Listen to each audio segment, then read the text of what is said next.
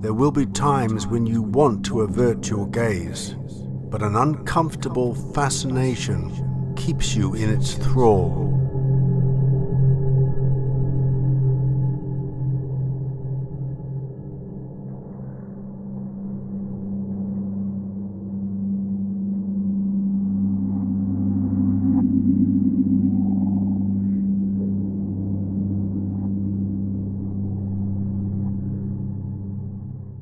Vienna and death. It is an eternal love, they say. The longing for death has its own place in Vienna. There is the central cemetery with the graves of Beethoven, Falco, and 3 million other dead. There are the catacombs under St. Stephen's Cathedral with their piled-up plague skeletons. And there is the Imperial Crypt, the final resting place of the Habsburgs. But none of these attractions leave such a lasting impression as the Narrenturm, with its pathological anatomical collection. Visitors be warned, you won't be able to forget the images from this tower anytime soon.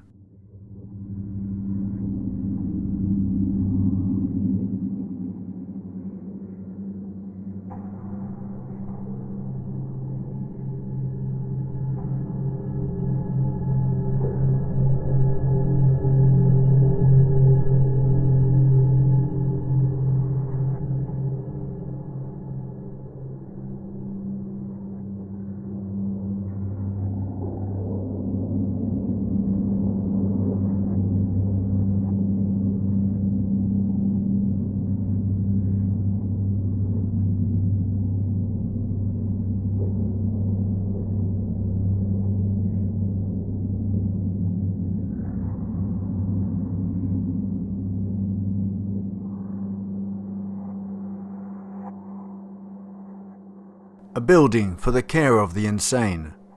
Joseph II, Emperor of the Holy Roman Empire from 1764 to 1790, initiated many reforms, especially in the last 10 years before his death, including in social welfare and also to expand the professional knowledge of the medical profession.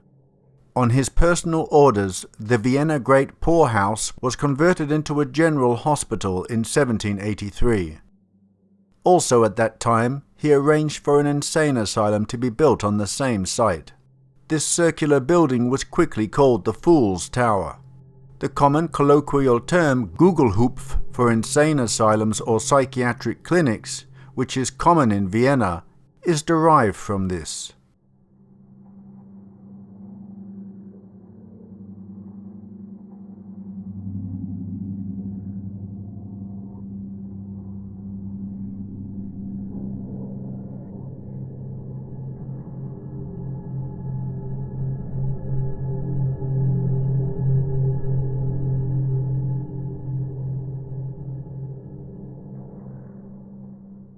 At that time, the Narrenturm was the first psychiatric hospital in the world that was built exclusively for the care of the insane and the treatment of the mentally ill.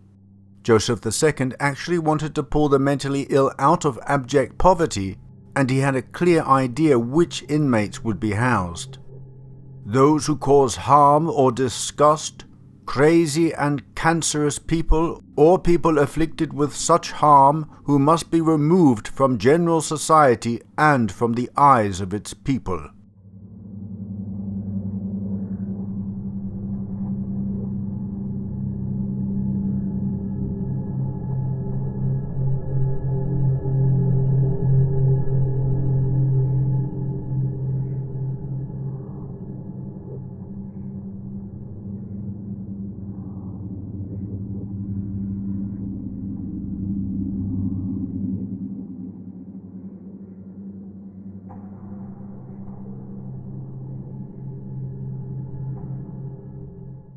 Occult architecture with number symbolism is said to have been involved in the construction of the Fool's Tower.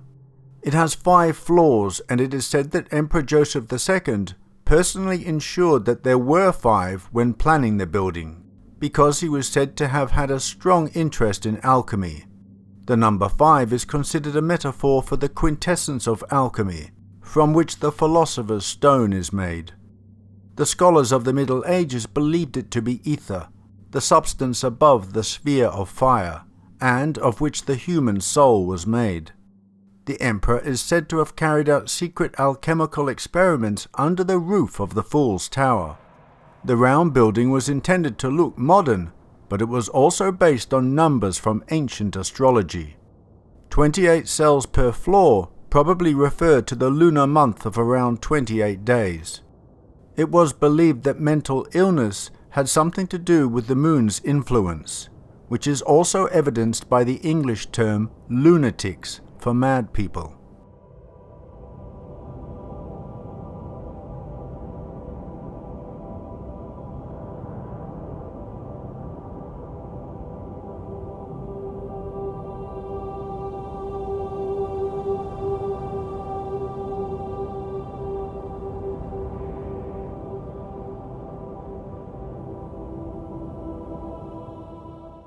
The Narrenturm was built shortly after the death of his daughter, whom he loved very much.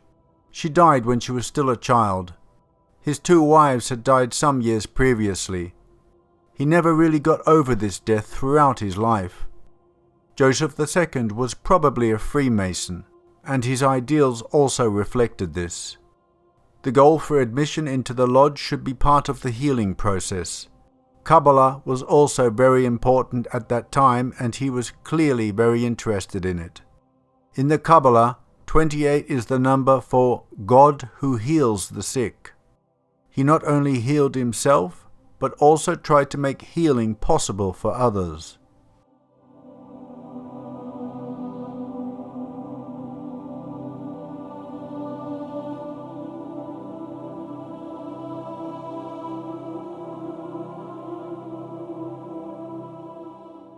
If you were a patient, you could not expect to be scientifically treated. Treatment was carried out according to the methods of ancient human pathology, which attempted to bring the supposedly disordered bodily fluids back into harmony through bloodletting, vomiting, laxatives, and ice-water enemas. In addition to compulsory admission, there was also the option of voluntary treatment. The diseases treated usually included mania, melancholy, phrenitis, rage, madness, and stupidity. Even phlegm of the mind and black bile were descriptions of mental disorders in that era.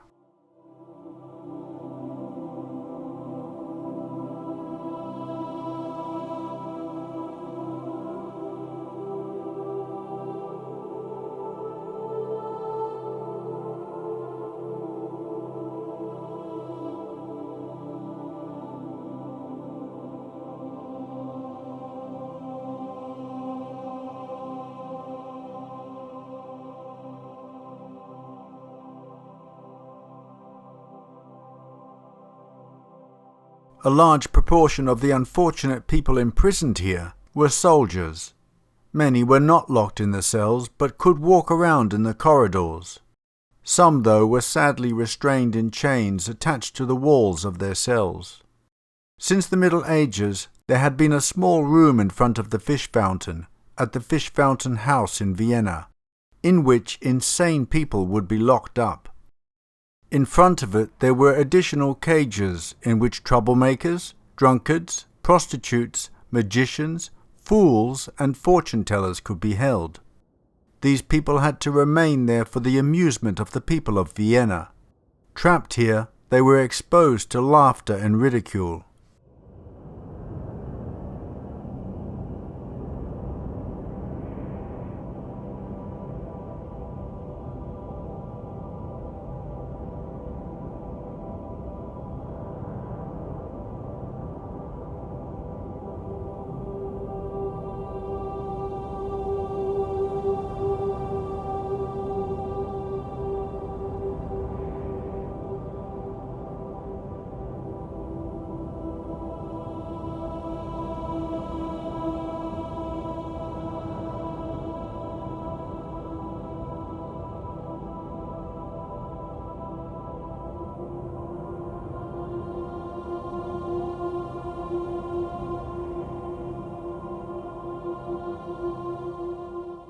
Progress was the institution's primary goal. There was freedom for the patient and, unusual for the time, spacious cells with windows facing the outside instead of the inner courtyard. Unfortunately, that was the limit of modern progress. Straitjackets were used and people were chained, and the building turned out to be badly designed. From the architecture to the sewage system, there were many issues. In 1869, the institution was finally closed. Above an archway at the Fool's Tower, there is a thoughtful inscription. Here is the place where death is happy to help life.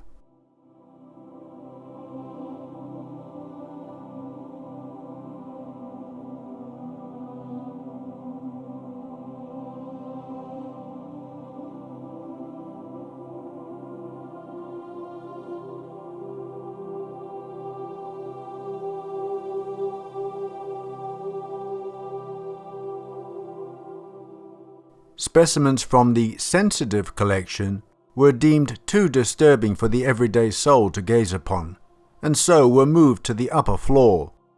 The reorganization was also necessary because before it was open to the public, curious people were determined to see what was hidden. The Narrenturm had attracted so much interest since the time it was built that the lower floor facades had to be grouted smoothly, so that climbers could no longer find a foothold to clamber up and peer through the windows.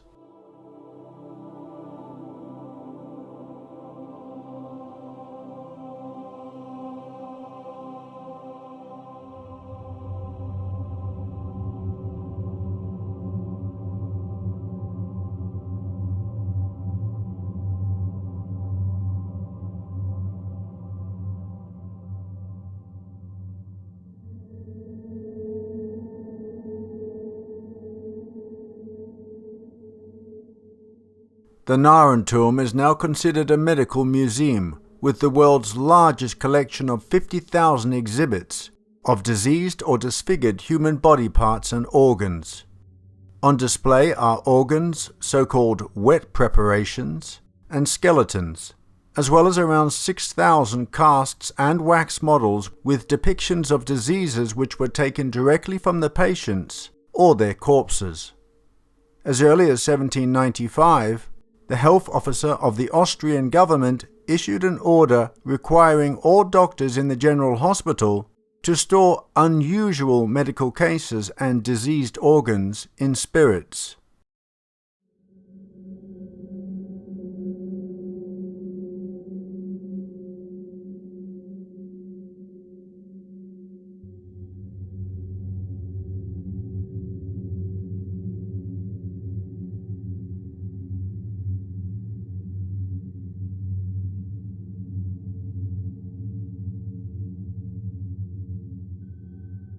The exhibition rooms located in the former cells provide information on topics such as syphilis and gonorrhea, prostheses, medicine, obstetrics and miscarriages. One display floating in alcohol is the result of hereditary syphilis. It shows the effects when a mother suffering from syphilis passes it on to her child. The disease can have different manifestations in infants and children, and sometimes the children have an anemic, thin appearance with an elderly facial appearance.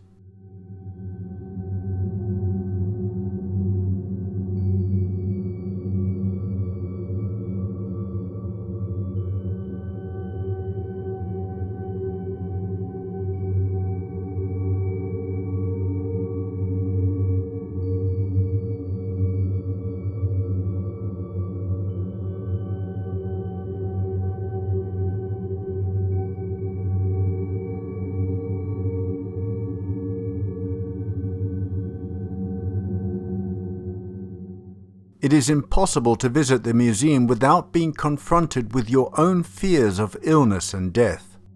An old educational poster demands your attention. Primary effect of syphilis on the male genitals. You can't look away because other gruesome things are on display left and right. Plague lung, Aleppo boil, tuberculosis of the finger, third-degree frostbite, a face covered in smallpox scars.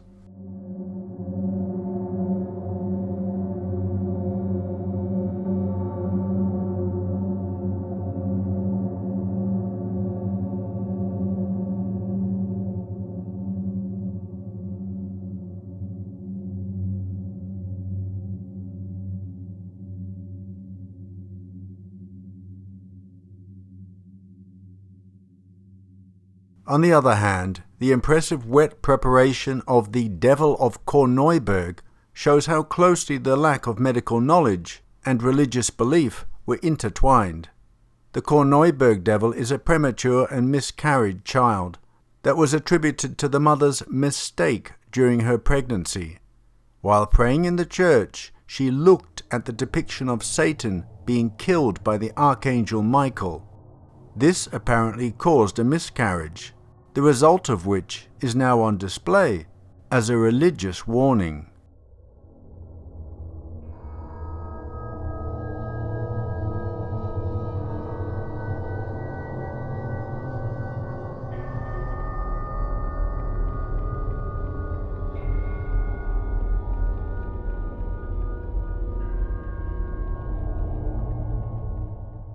In another hallway are display cases with medical depictions, mainly on wax casts. These are artificial wax preparations with which the shapes of diseased body parts are taken and painted authentically. These were considered very educational and helpful for student doctors. On these casts we see lifelike faces with pustules, eczema, ulcers, tumours, bumps, scars, rashes and wounds. Look back at the living audience, not for the faint-hearted. The skeletons are very interesting. Here too the sheer number of exhibits is overwhelming. There are several display cases with very small skeletons of fetuses and stillborn babies with hydrocephalus, or even with 2 heads.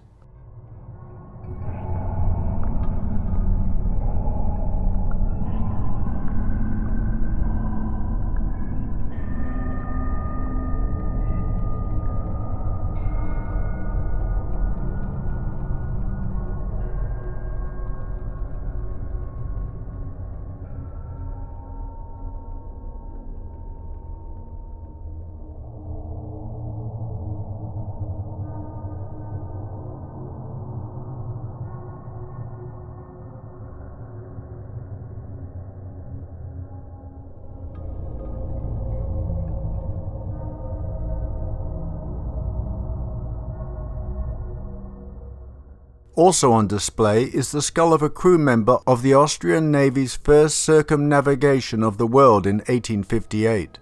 The head was allegedly recovered from the stomach of a shark by his comrades. There is a macabre story behind the plague cultures on display. They were imported from India in 1897 by Viennese doctors for research purposes. Due to carelessness, a hospital employee became infected from a test guinea pig, and also infected the leader of the expedition, Hermann Müller, who documented the painful stages of the disease right up until his last breath.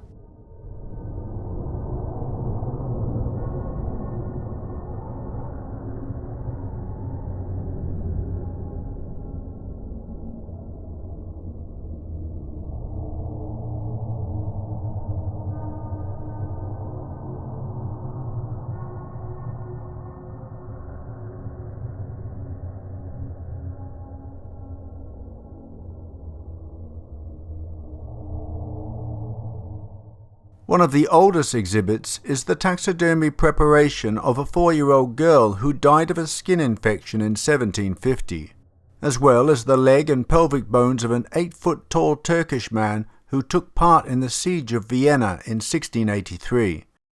The most famous exhibit ever kept in the Narrenturm has been resting in the anatomy graves of Vienna's central cemetery for 14 years now. It is the severed head of the murderer of Empress Sissy, Luigi Lucchini. The anarchist stabbed the Empress in the heart with a file in 1898.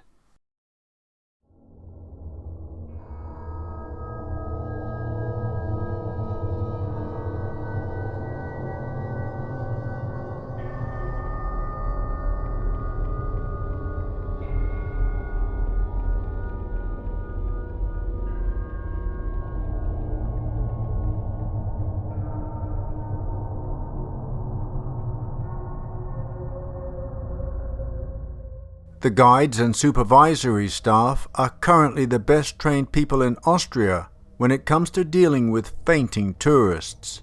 Not a week goes by without something happening. It doesn't necessarily have to be someone fainting. Sometimes people get physically sick from the ghastly exhibits, or they get panic attacks. The staff can deal with it efficiently. They have water bottles with them. Each of them also carries some glucose. They know exactly what to do in the event that people underestimate the shock of confronting disease, injury, and mortality.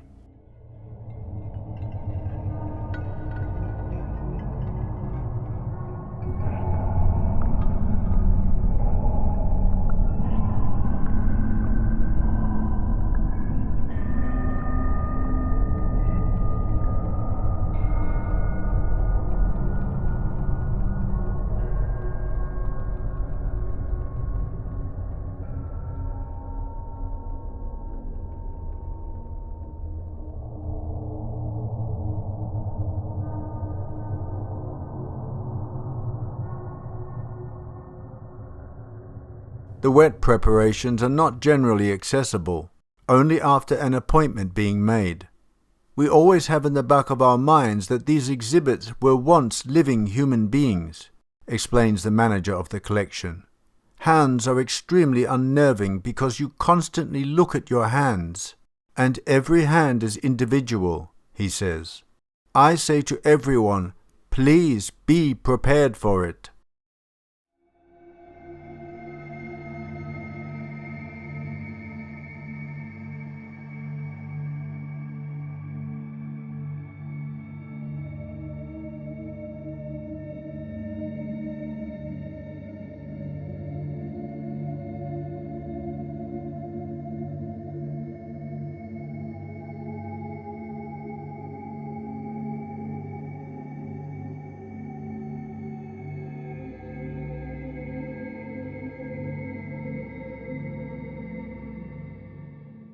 It is a curious thing, the death of a loved one. We all know that our time in this world is limited, and that eventually all of us will end up underneath some sheet, never to wake up. And yet it is always a surprise when it happens to someone we know. It is like walking up the stairs to your bedroom in the dark, and thinking there is one more stair than there is. Your foot falls down through the air, and there is a sickly moment of dark surprise as you try and readjust the way you thought of things. Life is pleasant, death is peaceful, it's the transition that's troublesome. If I die, I will wait for you, do you understand? No matter how long, I will watch from beyond to make sure you live every year you have to its fullest, and then we'll have so much to talk about when I see you again. Life is one long decay, no? There's a lot of beauty in it, like the patina in an old city.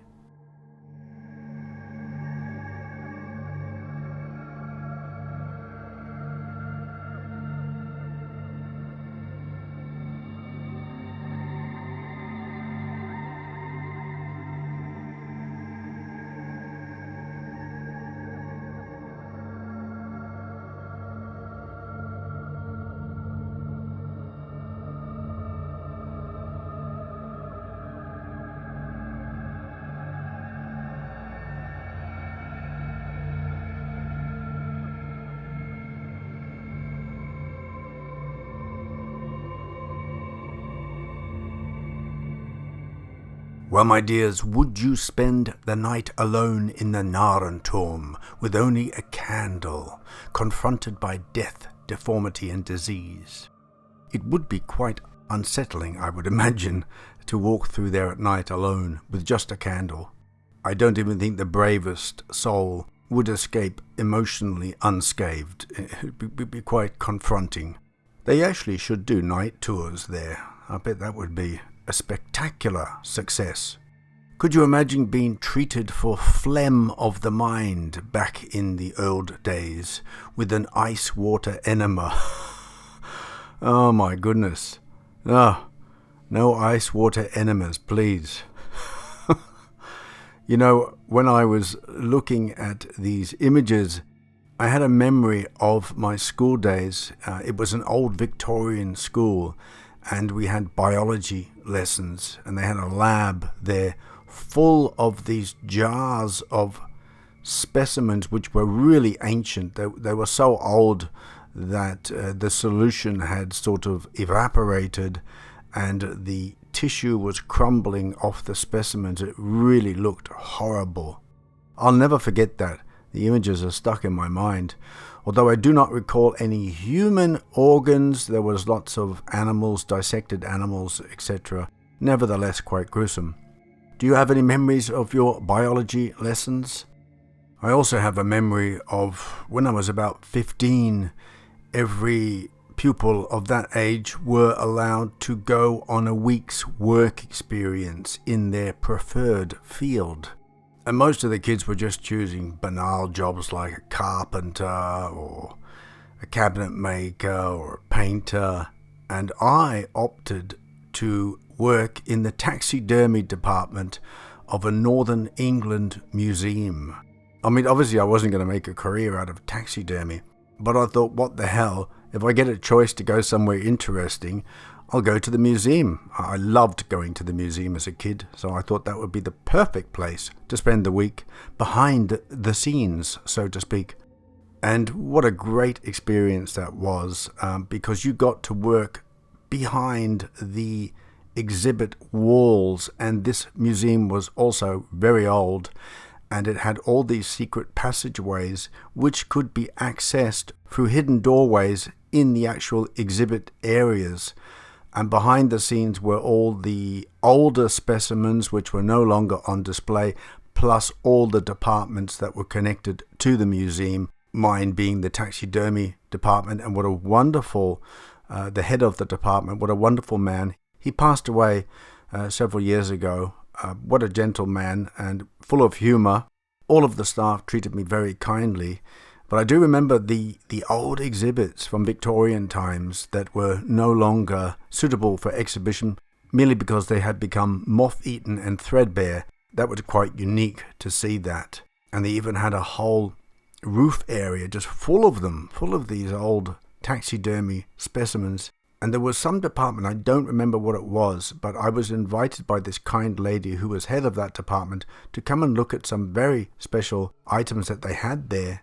And I remember going into the room and she pulled open this huge old chest of drawers. So I opened the drawer and there were mummified human heads.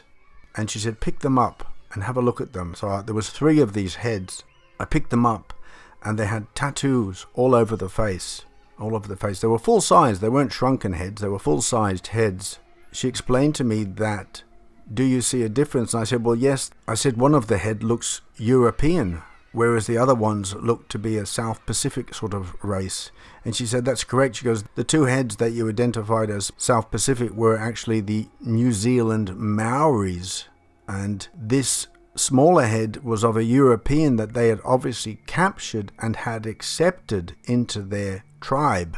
And they had given him the honorary facial tattoos. And he had become a warrior with them to fight against the opposing Maori groups. And that he and the 2 others were captured or defeated in combat and were beheaded, as was the tradition back then. I don't know how they got to the museum, and I wonder if they've been repatriated back to New Zealand now. But these sort of images stay forever in your mind. You don't forget something like that. Oh my goodness, I just recorded all of this and then realized that the microphone had turned itself off. So here we go again. This is from the HuffPost.com, an article by Andy Campbell. Quite fascinating. I was scouring through the internet looking for these anatomical specimens from the Narrenturm, and I found this article, 18 preserved prison tattoos that are still attached to skin. In the late 19th century Poland, prison tattoos were cut from the bodies of deceased inmates and preserved to identify connections between convicts. So these tattoos are at the Department of Forensic Medicine at the Jagiellonian University in Krakow, Poland, and wanted to show how prisoners would use a variety of inventive but often dangerous materials to tattoo intricate designs in their skin. So here we see a few of them: the devil's head, symbol of cruelty, and a prisoner who takes action to spite others. Flying eagle, an emblem of a prison in Wrocław, Poland. A dagger with a snake twisted around, the oath of revenge, is a sign of planned assassination. A snake twisted around a woman, a sign of revenge on an unfaithful woman who betrayed or snitched on somebody. It's a symbol of planned revenge, not yet accomplished. A sailor silhouette, symbol of a person who worked with goods and foreign currency trading. Popular in the People's Republic of Poland. Half moon with a woman sitting on it, symbol of a person who is interested in the act of cunnilingus. Well, I never knew that, did you? That's not something that you learn every day. Huh. Okay. Mouth, usually open and red, identifies a homosexual. That's also something I didn't know. Is that prison language of the old days? I wonder if it's still current. So I'm going to pause this and just make sure that this has recorded, then I shall continue again. Okay, let's go and have a look at some of the tattoos now. Let me just open this up and make it a bit bigger. Well, look at that. And we have obviously someone's name, possibly the prisoner himself. And they've obviously cut this from 2 bits of length of arm because they've stitched it together. How horrific. Don't know what that is. Could be Mexican hats stapled on top of each other, or it could be something entirely different. Those are a bit suspicious, aren't they? Yeah, we have some naughtiness going on here. It's a guy with a sort of strange hat, you know. Yes, we won't go into that. And that's obviously a traditional Christian symbol. A lot of people have that all around the world, at least in Christian countries. Now this looks a bit like Andy Capp. Does anyone remember Andy Capp? That's a English cartoon strip from the 1960s and 70s. Very interesting. Also, look, this is also being stitched on from another part of the body. This part of his body has a lot of pores, and that less. That might have been the inside of the arm, and that the outside of the arm. There's a woman pulling on her bloomers. A very crude tattoo, not well done. This person must have been a keen cyclist. Oh dear. What's going on here? Why is she carrying weights? 1915. Oh my dear, YouTube would not like to see that.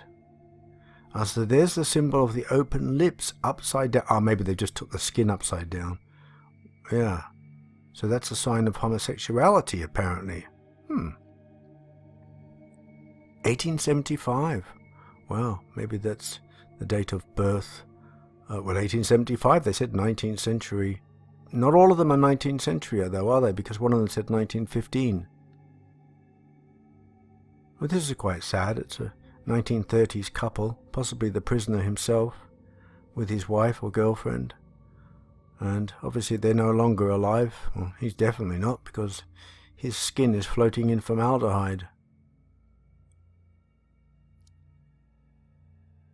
Here is either a gravestone or some religious statuary, and either a dog or a lion. Not really sure what that's supposed to be.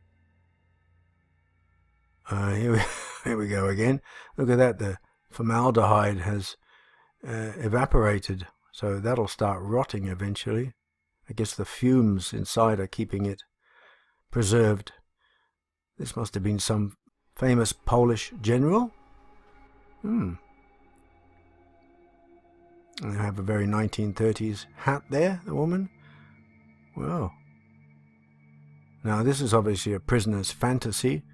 Here we have the prisoner here on the island, a tiny little island. There's no escape, with a naked woman. He's grasping her by the arm, and he's got this trained eagle who's bringing in more naked women for him to enjoy.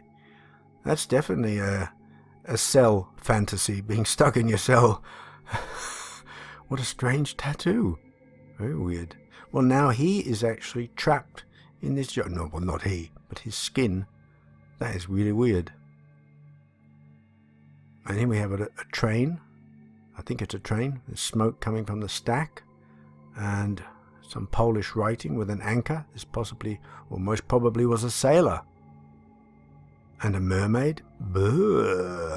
Well, that looks horrible, doesn't it? There. My goodness.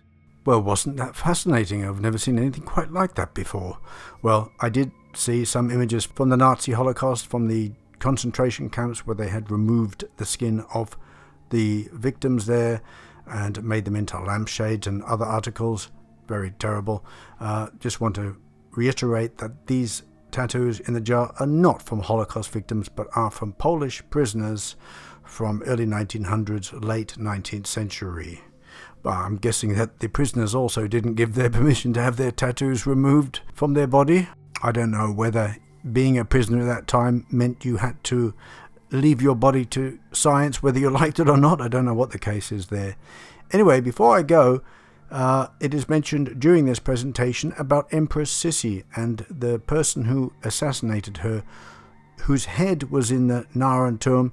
I did mention this, I think just after Christmas I did a sort of out and about video. Now I know not all of you watch these out and about videos, but I did explain about why I couldn't show the head, and I will leave that part of the video here for those who haven't watched it. It's really quite interesting. Check it out. And just after that you will hear a blooper. So I will say goodbye now, my dear friends. Looking forward to your feedback on this. Would love to hear from you. Take care, God bless, and bye bye.